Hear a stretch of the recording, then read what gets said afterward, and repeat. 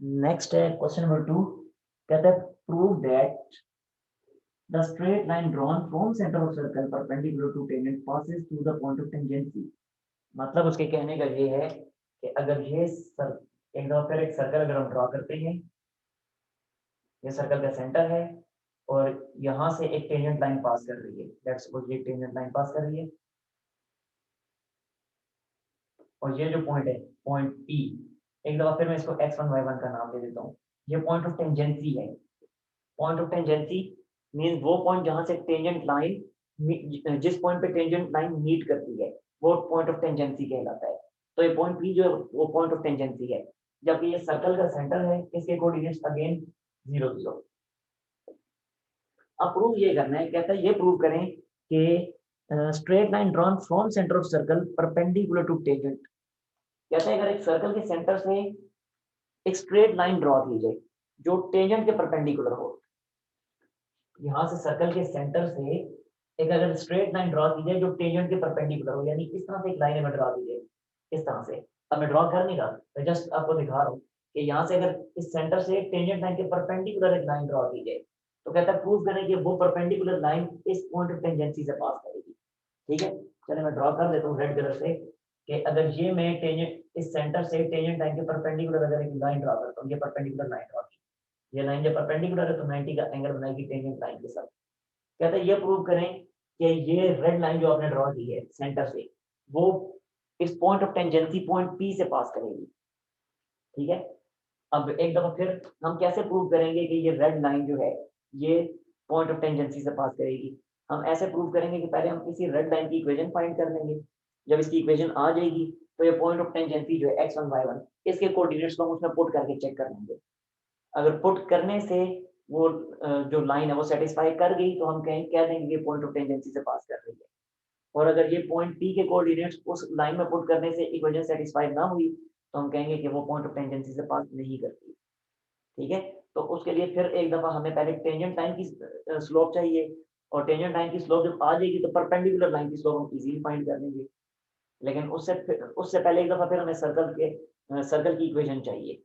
मतलब सेम वही जो पहले क्वेश्चन की है उसी जैसा ही है, ये काफी हद तक मिलता जुलता है, बहुत मामूली सा फर्क है। तो हम फिर एक दफा कहेंगे कि लेट इक्वेशन ऑफ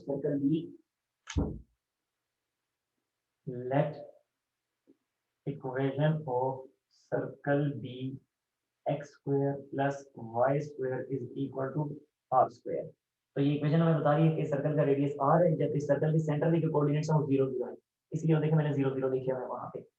अच्छा, अब मजीद हमें क्योंकि टेंजेंट लाइन की स्लोप चाहिए ताकि उसके जरिए हम परपेंडिकुलर लाइन की स्लोप फाइंड कर सकें, तो इसको डिफरेंशिएट कर दें with respect to x, differentiating with respect to x.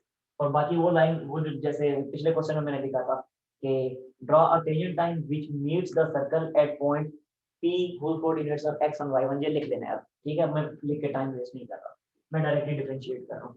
तो डिफरेंशिएट में इसको करूंगा तो बनेगा 2x plus 2y dy by d x is equal to radius है, कांस्टेंट है, तो इसका डेरिवेटिव 0।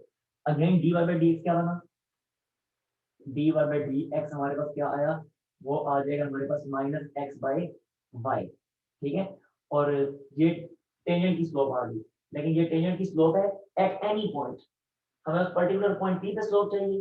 तो उस पर्टिकुलर पॉइंट पी पे जो स्लोप होगी वो हमारे पास क्या होगी, तो देखें जरा, slope eight point P x1 y1 क्या होगी, वो होगी माइनस x1 बाई y1।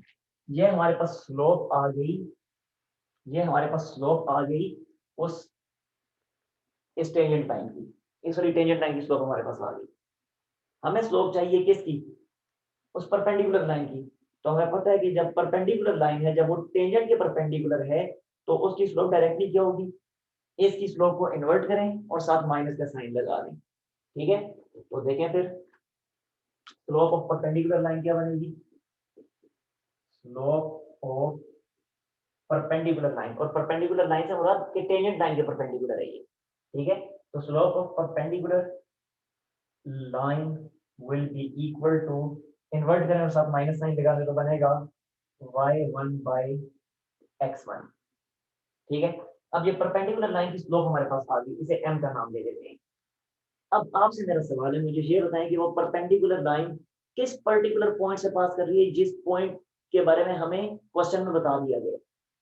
वो कौन सा पॉइंट है जिससे वो परपेंडिकुलर लाइन पास कर रही है, ताकि हम पॉइंट स्लोप फॉर्म यूज कर सकें। पॉइंट पी से सर। नो,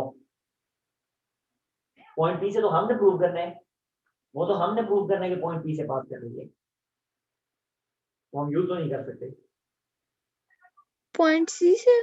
यस, पॉइंट सी से। पॉइंट सी के बारे में मैं बताया कि वो सर्कल के सेंटर से पास करती है। क्वेश्चन की स्टेटमेंट पढ़े ना, क्वेश्चन की स्टेटमेंट है, कहता है prove that the line straight line drawn from centre of circle, centre of circle से जो स्ट्रेट लाइन ड्रॉ की जाएगी, ये हमें बताया गया। ठीक है, तो हम कहेंगे कि as perpendicular line passes through center of circle, just कितना ही लिख दो, through C00। so equation क्या बनेगी इसकी, तो equation of this perpendicular line, और बार बार मैं बता रहा हूँ परपेंडिकुलर लाइन से मुराद कि टेंजेंट लाइन के परपेंडिकुलर। ठीक है, तो इक्वेशन ऑफ परपेंडिकुलर लाइन क्या बनेगी, y माइनस y1। अब y1 क्या है इस केस में, वो है 0, तो लिखा y minus 0 is equal to m into x minus x1। x1 क्या है, वो भी है 0, तो ये बना y is equal to m की जगह m की वैल्यू जो कि है y1 by x, y1 by x1 into x minus 0 simply x ही बनेगा, तो क्रॉस मल्टीप्लाई करें तो बनेगा yx1 is equal to y1x। ये तो हमारे पास इक्वेशन आ गई इस परपेंडिकुलर लाइन की। ये परपेंडिकुलर लाइन जो सर्कल के सेंटर से ड्रॉ की गई थी, जो टेंजेंट के परपेंडिकुलर लाइन ड्रॉ की गई थी, उसकी इक्वेशन हमारे पास ये आ गई। हमने ये प्रूव करना है, हमें ये कहा गया था कि प्रूव करें कि ये टेंजेंट, ये जो परपेंडिकुलर लाइन है, ये पॉइंट ऑफ टेंजेंसी से, यानी इस पॉइंट पी से पास करती है। तो हम क्या करेंगे, सिंपली इस इक्वेशन में पॉइंट पी के दोनों कोऑर्डिनेट्स पुट कर देंगे। अगर दोनों साइड इक्वल आ गई तो हम कह देंगे कि पॉइंट पी इस पे लाई करता है, और अगर साइड दोनों इक्वल ना आई तो हम कह देंगे कि पॉइंट पी इस पे लाई नहीं करता। ठीक है, तो ये मैं लिख देता हूँ अब यहाँ पे, put put P x1 y1, यानी पॉइंट ऑफ टेंजेंसी जो है उसको मैं पुट कर रहा हूँ इन इक्वेशन नंबर, इसे नाम दे देते हैं, क्या नाम देते हैं, वन का, इन इक्वेशन नंबर 1। तो ये बनेगा, देखें बार बार आप रहे हैं, ये पॉइंट जब भी पुट किया जाता है x और y की जगह किया जाता है, x1 y1 की जगह नहीं पुट कर देना। x1 y1 जो है वो तो इस पॉइंट P के कोऑर्डिनेट्स हैं, ये जो सर्कल के सर्कमफेरेंस पे लाई कर रहा है वो इसके कोऑर्डिनेट्स हैं, और वो फिक्स्ड है। ठीक है, तो इसलिए x y की जगह पे पुट करना है। तो देखें y की जगह पे मैं पुट करूंगा y1, तो ये लिखा y1, और ये वाला x1 जो है ये ऐसे ही आ जाएगा, इज इक्वल टू, फिर ये वाला y1 ऐसे ही आ जाएगा, और इस वाले x की जगह पे क्या आ जाएगा, x1। तो मुझे बताएं क्या दोनों साइड इक्वल आ रही, आइए दोनों साइड इक्वल ही नहीं आई,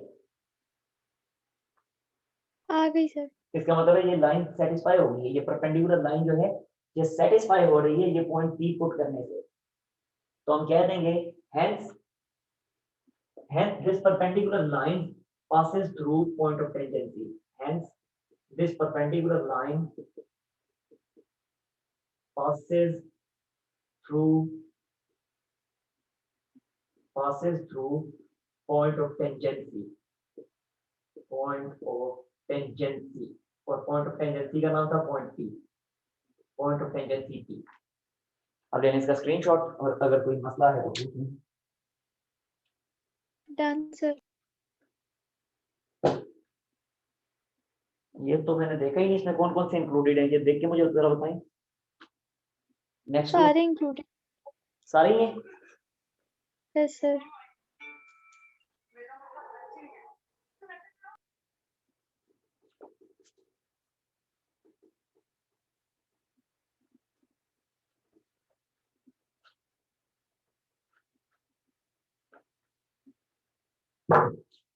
नेक्स्ट है